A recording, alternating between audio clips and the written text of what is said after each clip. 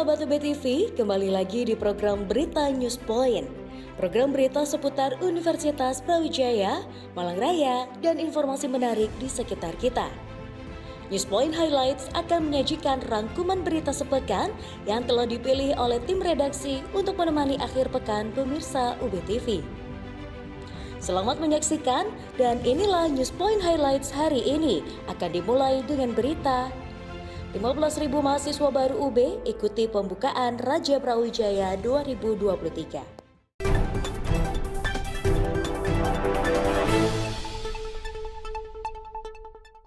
Baik pemirsa, bersama saya Deswi Amalia mengabarkan dari lapangan Rektorat Universitas Brawijaya. Pada hari ini Senin 14 Agustus 2023 tengah dilaksanakan opening seremoni rangkaian PKK Maba Raja Brawijaya 2023. Adapun acara ini dihadiri oleh jajaran rektorat hingga seluruh mahasiswa baru yang berjumlah lebih dari 15.000 mahasiswa baru. Dan opening seremoni ini ditandai dengan pemukulan gong oleh Rektor Universitas Brawijaya Bapak Profesor Widodo SSI MSI PhD Medical Science. Opening ceremony turut diramaikan dengan penampilan 4 paramotor yang membawa baliho bertuliskan "Selamat Datang Arkana 61" dipersembahkan oleh TNI AU, dan juga diramaikan dan ditutup dengan penampilan flash mob dari panitia Raja Brawijaya. Sekian informasi dari saya Deswi Amalia mengabarkan langsung dari lapangan Rektorat Universitas Brawijaya.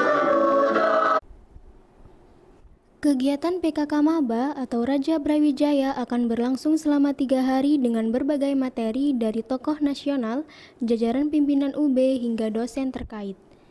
Liputan Sebanyak 15.000 lebih mahasiswa baru UB mulai mengikuti program PKK Maba yang berlangsung selama 3 hari sejak hari Senin hingga Rabu besok. Para mahasiswa ini akan mendapatkan berbagai materi tentang wawasan kebangsaan, wirausaha, dan materi kehidupan kampus. Mahasiswa baru UB ini berasal dari seluruh provinsi yang ada di Indonesia. Wakil Rektor UB Bidang Kemahasiswaan Dr. Setiawan Nurjasakti pada laporan penyambutan mengatakan 3 besar asal mahasiswa adalah Jawa Timur, Jawa Barat, dan DKI Jakarta. Ke-15.488 mahasiswa itu semua nampak dalam keadaan segar bugar, sehat walafiat, cerah ceria, penuh optimisme. Alhamdulillah, tepuk tangan untuk kita semua. Semoga kebugaran ini dapat terus terjaga hingga mereka lulus nantinya dari Universitas Brawijaya. Berdasarkan asal provinsinya, mahasiswa baru Universitas Brawijaya berasal dari seluruh provinsi yang ada di Indonesia dengan 3 sebaran terbesar dari Provinsi Jawa Timur, kemudian Provinsi Jawa Barat, dan setelah itu DKI Jakarta. Adapun mahasiswa baru kali ini terbagi dalam 65 klaster yang hadir mengikuti rangkaian Ordik dan Ormawa serentak mulai tanggal 14 hingga 16 Agustus. Mereka tersebar dari 8 venue: Samanta Krida, Korpertamina, UB, Sport Center, gedung-gedung yang ada di berbagai fakultas, Fakultas Hukum, Fakultas Ilmu Administrasi, Fakultas Ilmu Komputer, Fakultas Kediri, dan UB, PSDKU UB Kediri. Para mahasiswa ini akan mengikuti materi dari 11 lokasi yang tersebar di beberapa gedung universitas dan fakultas yang ada di Universitas Brawijaya. Program Berita Sapa Maba ini dipersembahkan oleh UB TV dan didukung oleh VOA Indonesia.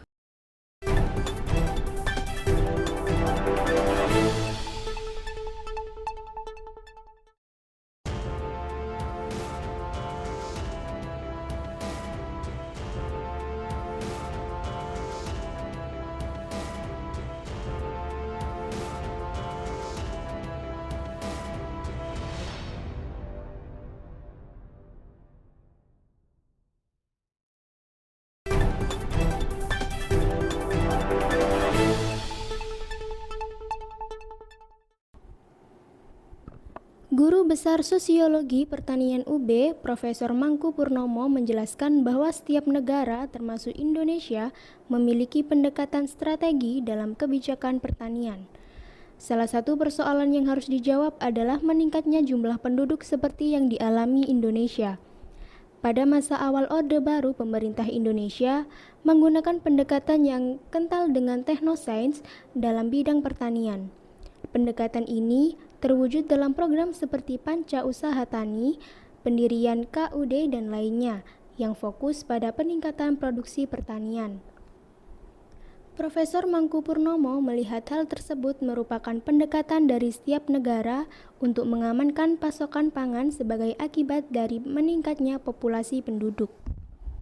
Riset kira-kira hampir 15 tahun itu terutama terkait dengan pembangunan pertanian di Indonesia, di Asia Selatan, termasuk beberapa negara berkembang di Afrika dan di Amerika Latin saya pelajari. Kalau yang di Asia Selatan insya Allah hampir semua sudah saya datengin, tapi kalau yang di Afrika dan Amerika Latin belum. Saya menyimpulkan bahwa hampir akhir-akhir ini ya, setelah populisme itu mungkin nanti sebenarnya ada sangat kaitan erat dengan di VIA, setelah 10 tahun terakhir atau 20 tahun, 15 tahun terakhir lah ya, ini kan populisme itu kan meningkat di dunia ini. Sehingga awal-awal pembangunan pertanian ya itu murni pertimbangannya itu tekno-saintifik gitu ya, tekno-saintifik. Contohnya kalau teman-teman pernah dengar tentang Panca Usaha Tani, teman-teman pernah dengar tentang koperasi unit desa, Wilut wilayah unit desa, teman-teman melihat mungkin program-program kelompok pencapir dan lain sebagainya pada masa-masa awal kemerdekaan dan Orde Baru, itu hampir semua program-program dari pembangunan pertanian di Indonesia ini dilahirkan dari satu pendekatan tekno-saintifik itu. Kebijakan pertanian nasional pasca reformasi memiliki perbedaan dengan era sebelumnya. Dalam pandangan Guru Besar Fakultas Pertanian Profesor Mangku Purnomo, kebijakan pertanian saat ini cenderung populis sesuai dengan keinginan dari pembuat kebijakan. Imbas dari kebijakan tersebut adalah sektor pertanian Indonesia tidak mengalami kemajuan yang berarti dan tidak menyelesaikan masalah utama yang dihadapi oleh para petani. Selain itu, pendekatan sains pada era sekarang tidak dijadikan sebagai rujukan dalam membuat kebijakan, namun terbalik pendekatan sains digunakan untuk melegitimasi kebijakan populis yang sudah disiapkan.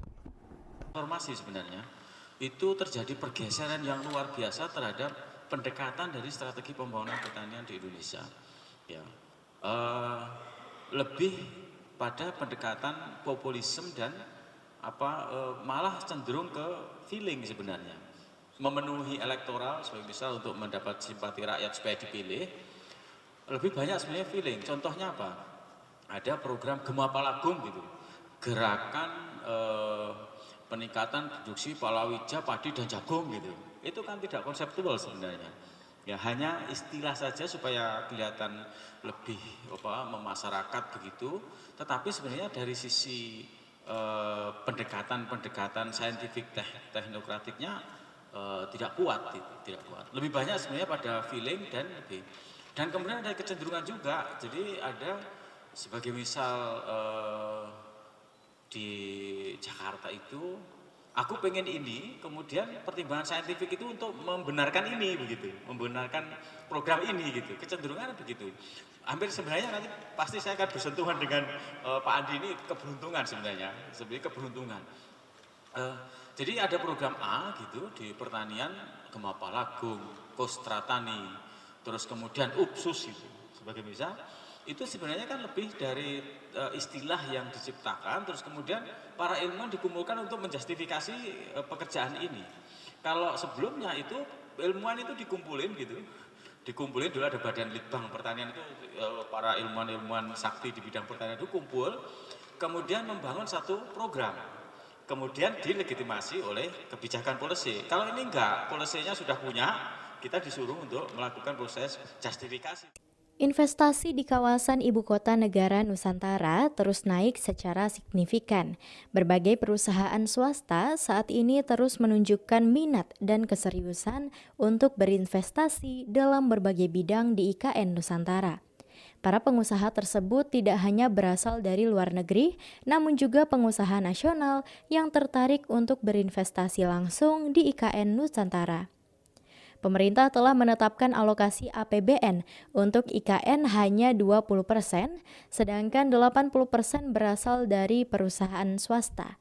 Saat ini pembangunan berbagai sarana dasar di IKN terus berjalan dengan target pada Agustus 2024 ini, IKN Nusantara sudah dihuni dan menjadi lokasi peringatan kemerdekaan Indonesia pada tahun 2024.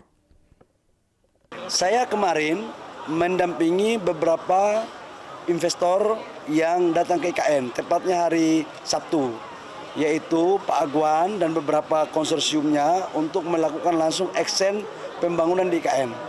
Sebab apa? Kita ingin tahun 2024, bulan Agustus, seluruh kantor sudah pindah dan kita merayakan ulang HUT kemerdekaan Indonesia di tahun 2024 di IKN.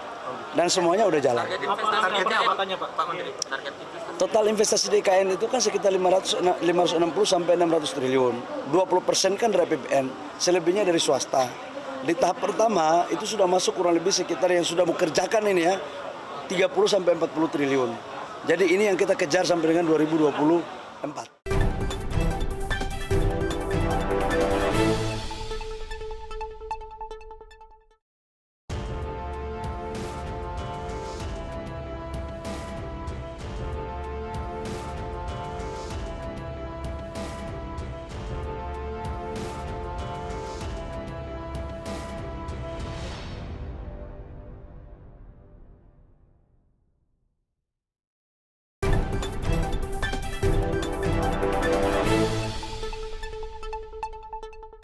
Kebijakan hilirisasi industri nikel yang dikeluarkan oleh pemerintah memberikan dampak positif bagi industri dalam negeri.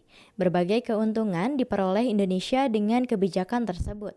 Salah satunya dengan hilirisasi, maka ekspor hasil tambang memiliki nilai lebih dan membuka akses investasi serta lapangan kerja baru di dalam negeri.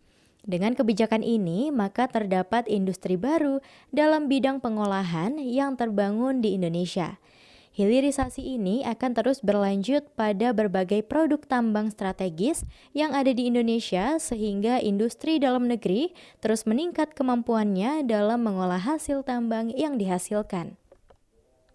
Hilirisasinya tak berjalan dong.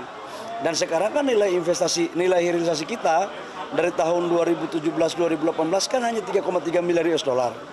Sekarang 2022 total hilirisasi kita yang dari ekspor kita itu sudah melebihi 30 miliar US dollar. Sekarang sudah 500 triliun lebih, yang awalnya cuma 45 triliun.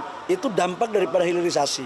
Kemudian penciptaan lapangan pekerjaan, kemudian penciptaan pendapatan negara yang tinggi, daerah yang ekonominya terbangun dengan baik dari daerah-daerah yang penghasil nikel, ya.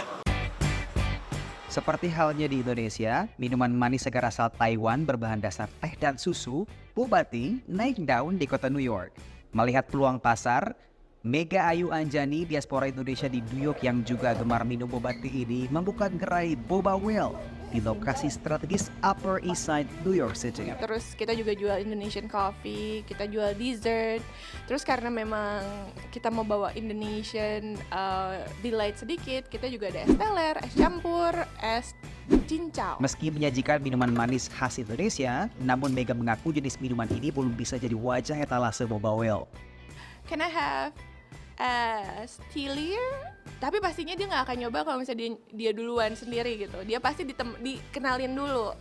Karena di sini kan kalau di First Avenue itu banyak orang lokal, orang putih gitu kan. Dan nggak bisa dipungkirin banyak yang kalau kita tanya Indonesia taunya Bali gitu kan. Sekarang kita misalnya jual es teler, es campur gitu. Kalau misalnya nggak dikenalin sama temennya mungkin nggak ada yang tahu. Jadi itu bukan strategi penjualan kita. Harga menu es teler, es cincau, dan es campur Boba Well tergolong lebih mahal dibanding menu minuman boba lainnya. karena bahan minuman tropis seperti santan, buah-buahan, dan sirup lokal Indonesia yang sulit didapatkan di New York. Pemilihan lokasi di First Avenue kawasan Upper East Side ini pun dipilih Mega bukan tanpa alasan. Lokasi ini sibuk dengan aktivitas perniagaan, dekat dengan rumah sakit besar, dan pemukiman warga kelas menengah ke atas. Muda-mudi New York yang hobi jajan juga jadi target empuk untuk pasar minuman manis ini. So I always go for something like a light drink. But recently I discovered this place, and ever since the first time I had it, like repeat every single day. We spent a lot on Uber Eats, DoorDash, all that. Buka usaha di kota New York juga masih harus berurusan dengan perizinan sanitasi dari Dinas Kesehatan Kota yang menjelimet. Jika tak lolos inspeksi, izin usaha bisa dicabut.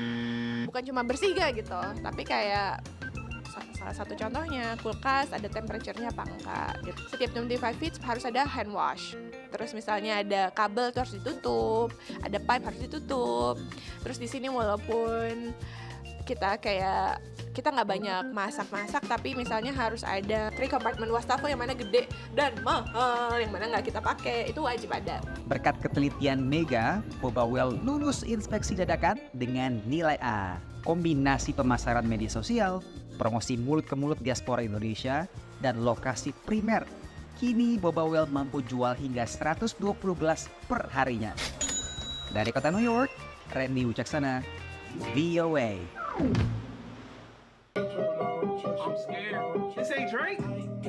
Dari lirik, irama hingga suara, sebuah lagu yang diposting TikToker anonim Ghostwriter 977 terdengar seperti musisi besar Drake and The Weeknd.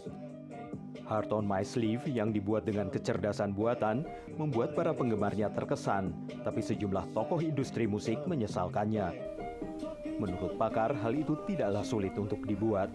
You know, once a computer has a sort of understanding of the patterns that underlie voice in general, you don't need necessarily a lot of data from The Weeknd to generate, sounds that sound like him. Universal Music Group yang mewakili kedua artis itu mengeluarkan pernyataan yang menekankan perlunya melindungi karya musik para artis. Namun menurut para ahli, eksperimen dengan AI seperti ini barulah tahap awal. The toothpaste is not going back in the tube. We have to learn how to best live with it. Wang mengajar tentang musik dan kecerdasan buatan dan prihatin dengan pesatnya perkembangan AI. What's at stake is how we communicate, how we work, how we govern. What's at stake is how we make art. Menurut Rebecca, industri musik harus memutuskan bagaimana cara melawan atau menggunakan AI. Do they decide that it's the best way to make money is to start churning out AI songs that don't have much human involvement so they can pocket the sales of those and not pay artists? Sementara itu musisi Grimes meluncurkan perangkat lunak suara kecerdasan buatan yang memungkinkan orang lain membuat musik dengan suaranya. Dan ia menawarkan pembagian royalti sebesar 50%. Dari Arlington, Virginia, saya Helmi Yohanes dan tim VOA.